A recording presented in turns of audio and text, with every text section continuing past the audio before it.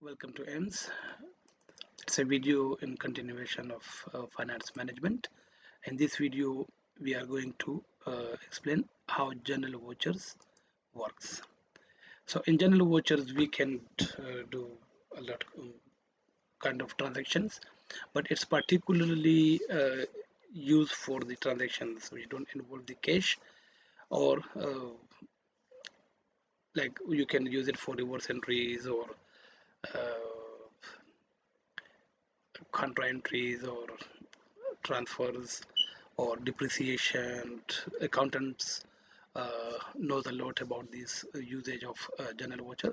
But simply, if I go to a transaction, so it's normally the same.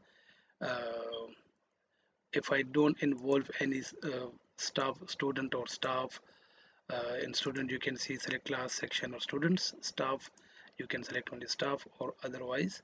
I will just say admin or related to directors. So there's a JV number. We don't have the bank option or cash option because all needs to be done from here.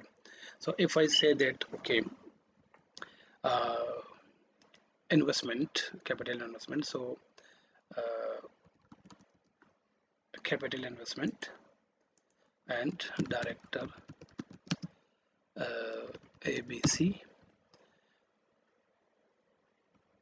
It should be credit because that's the investment is coming. So I would say 500,000, and the investment comes in the shape of through bank or cash. So I will say cash in hand. So I will just put cash in hand and I will copy this one to paste here, investment, and I will, you can add more here. So other two lines, it won't be saving the transaction if both sides of totals are not equal. So you can't save the transaction. So here I will say that's the investment, and if I say furniture and fixtures, if I buy any kind of furniture and fixtures, we can do all these transactions through the receipt voucher or payment voucher as well. But here you can do all kind of transactions on the same JV. These are the receipt and this is the payment now.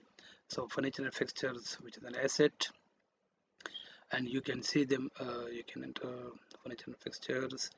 So I will say office tables, and the amount spent for this is 102,000 rupees, and so cash in hand,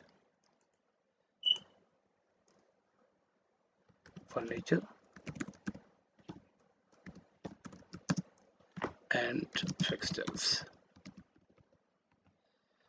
102,000 rupees. That's all. If you save it, that's the JV edit. That's the JV number. You can print it from here. Uh, Now, if I go to do another transaction, admin, and that is that same. Uh,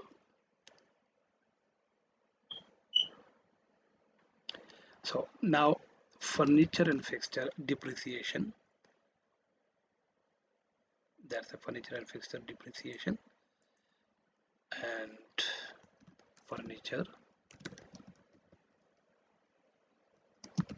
and fixtures, and I will say 800, just a transaction, and here furniture and fixtures,